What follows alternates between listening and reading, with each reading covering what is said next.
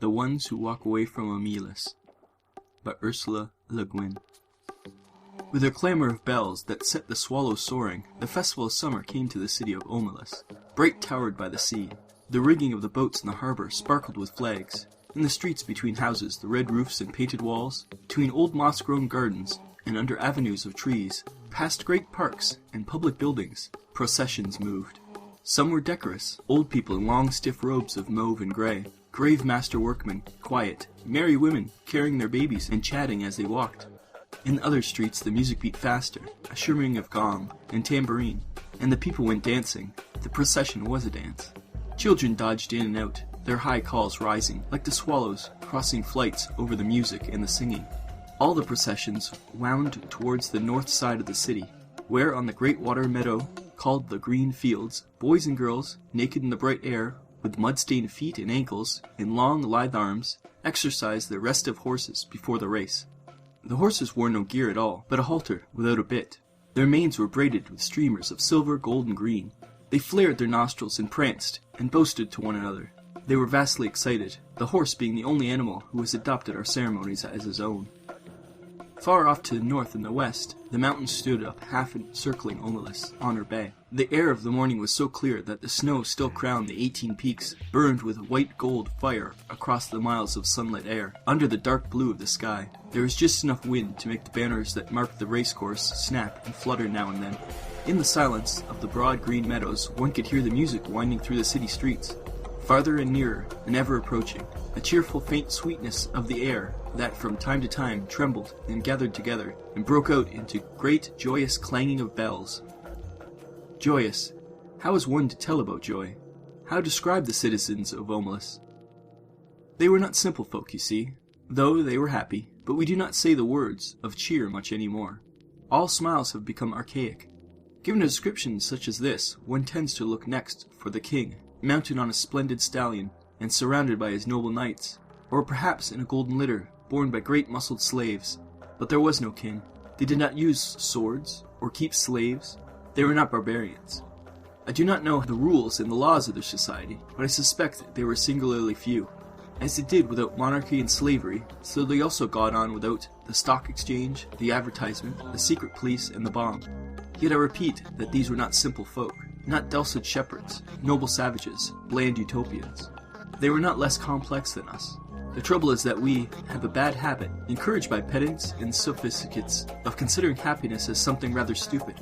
Only pain is intellectual, only evil interesting. This is the treason of the artist, a refusal to admit the banality of evil and the terrible boredom of pain. If you can't lick 'em, join 'em. If it hurts, repeat. But to praise despair is to condemn delight. To embrace violence is to lose hold of everything else. We have almost lost hold. We can no longer describe a happy man, nor make any celebration of joy. How can I tell you about the people of Omelas? They were not naive and happy children, though their children were, in fact, happy. They were mature, intelligent, passionate adults, whose lives were not wretched. Oh, miracle! But I wish I could describe it better. I wish I could convince you. Omelas sounds, in my words, like a city in a fairy tale. Perhaps it would be best if you imagined it as your own fancy bids, assuming it will rise on occasion, for certainly I cannot suit you all. For instance, how about technology? I think that there would be no cars or helicopters in and above the streets. This follows from the fact that the people of Omelas are happy people. Happiness is based on a just discrimination of what is necessary, what is neither necessary nor destructive, and what is destructive.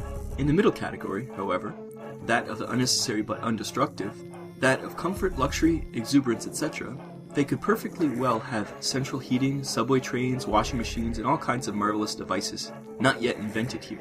Floating light sources, fuelless power, a cure for the common cold. Or they could have none of that. It doesn't matter. As you like it. I incline to think that people from towns up and down the coast have been coming to Omelas during the last days before the festival on very fast little trains and double-decked trams, and that the train station of Omelas is actually the handsomest building in town, though plainer than the magnificent farmers' market. But even granted trains, I fear that Omelas so far strikes some of you as goody-goody. Smiles, bells, parades, horses, blah. If so, please add an orgy. If an orgy would help, don't hesitate. Let us not, however, have temples from which issue beautiful nude priests and priestesses, already half in ecstasy, and ready to copulate with any man or woman, lover or stranger, who desires union of the deep godhead of the blood. although that was my first idea. But really, it would be better not to have any temples in Omelas. At least not man temples. Religion, yes. Clergy, no. Surely the beautiful nudes can just wander about, offering themselves like divine souffles to the hunger of the needy and the rapture of the flesh. Let them join the processions. Let tambourines be struck above the copulations, and the glory of desire be proclaimed upon the gongs. And, a not unimportant point, let the offspring of these delightful rituals be beloved and looked after by all. One thing I know there is none of in Omelas is guilt. But what else should there be? I thought at first there were not drugs, but that was puritanical.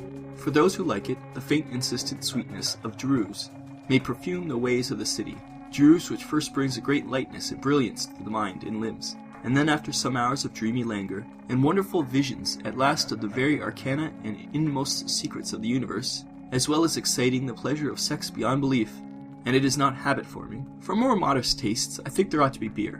What else? What else belongs in the joyous city? The sense of victory, surely. The celebration of courage. But as we did without clergy, let us do without soldiers. The joy built upon successful slaughter is not the right kind of joy. It will not do. It is fearful and is trivial.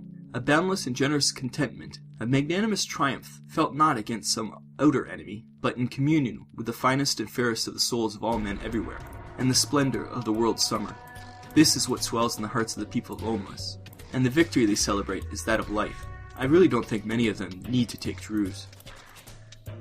Most of the processions have reached the green fields by now. A marvelous smell of cooking goes forth from the red and blue tents of the provisioners. The faces of the small children are amiably sticky. In the benign grey beard of a man, a couple of crumbs of rich pastry are entangled. The youths and girls have mounted their horses, and are beginning to group around the starting line of the course.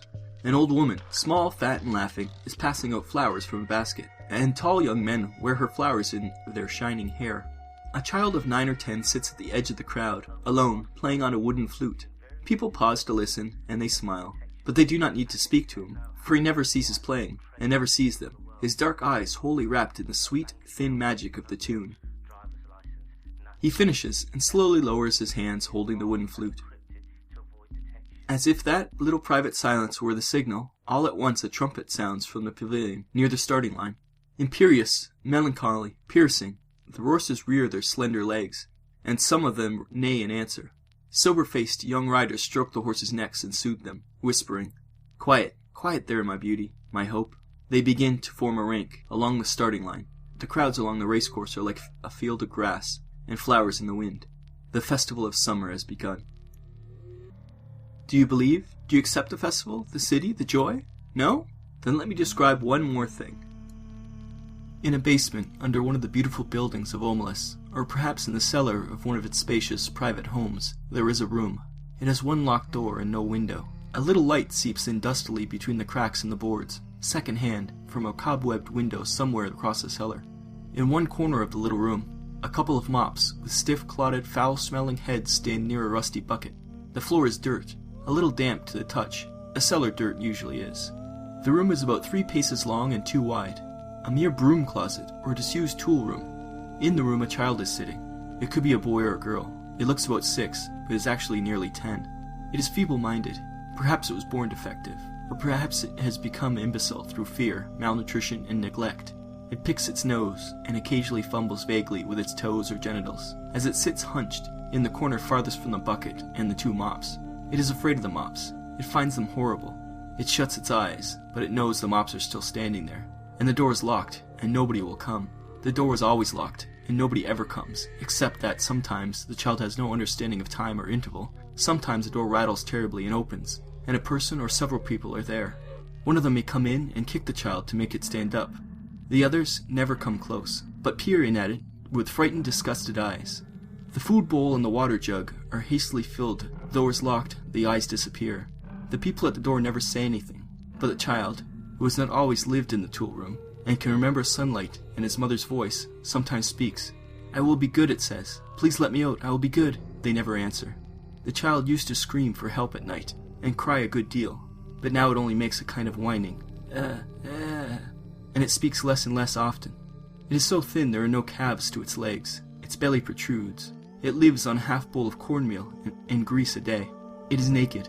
Its buttocks and thighs are a mass of festering sores. as it sits in its own excrement continually. They all know it is there, all the people of Omelas. Some of them have come to see it. Others are content merely to know it is there. They all know that it has to be there. Some of them understand why, and some do not. But they all understand that their happiness, the beauty of their city, the tenderness of their friendships, the health of their children, the wisdom of their scholars, the skills of their makers, even the abundance of their harvest and the kindly weathers of their skies depend wholly on this child's abominable misery. This is usually explained to children when they are between 8 and 12, whenever they seem capable of understanding, and most of those who come to see the child are young people, though often enough adults come, or come back, to see this child. No matter how well the matter has been explained to them, these young spectators are always shocked and sickened at the sight. They feel disgust, which they had thought themselves superior to. They feel anger, outrage, impotence, despite all the explanations. They would like to do something for the child, but there is nothing they can do. If the child were brought up to the sunlight out of that vile place, if it were cleaned and fed and comforted, that would be a good thing indeed. But if it were done, in that day and hour, all prosperity and beauty and delight of Omelas would wither and be destroyed. Those are the terms. To exchange all goodness and grace of every life in Omelas for that single small improvement, to throw away the happiness of thousands for the chance of the happiness of one, that would be to let guilt within the walls indeed. The terms are strict and absolute. There may not even be a kind word spoken to the child. Often the young people go home in tears, or in a tearless rage, when they have seen the child and faced this terrible paradox. They may brood over it for weeks or years, but as time goes on, they begin to realize that even if the child could be released, it would not get much good of its freedom. A little vague pleasure of the warmth and food, no doubt, but little more. It is too degraded and imbecile to know any real joy. It has been afraid too long, even to be free of fear. Its habits are too uncouth for it to respond to humane treatment. Indeed, after so long, it would probably be wretched without walls about to protect it, and darkness for its eyes, and its own excrement to sit in. Their tears at the bitter injustice dry when they begin to perceive the terrible justice of reality and to accept it. Yet it is their tear and anger, the trying of their generosity and the acceptance of their helplessness, which are perhaps the true source of the splendor of their lives. Theirs is no vapid, irresponsible happiness. They know that they, like the child, are not free. They know compassion. It is the existence of the child, and their knowledge of its existence, that makes possible the nobility of their architecture, the poignancy of their music, the profundity of their science. It is because of the child that they are so gentle with children. They know that if the wretched one were not there, sniveling in the dark, the other one, the flute player, can make no joyful music, as the young riders line up in their beauty for the race in the sunlight of the first morning of summer. Now, do you believe in them? Are they not more credible? But there is one more thing to tell, and this is quite incredible. At times, one of the adolescent girls or boys who go to see the child does not go home to weep or rage, does not in fact go home at all. Sometimes also a man or woman much older falls silent for a day or two, and then leaves home. These people go into the street and walk down the street alone. They keep walking, and walk straight out of the city of Omelas, through the beautiful gates. They keep walking across the farmlands of Omelas. Each one goes alone, youth or girl, man or woman. Night falls. The traveler must pass down the village streets between the houses with yellow-lit windows, and go on, into the darkness of the fields. Each alone, they go west or north, towards the mountains. They go on. They leave Omelas.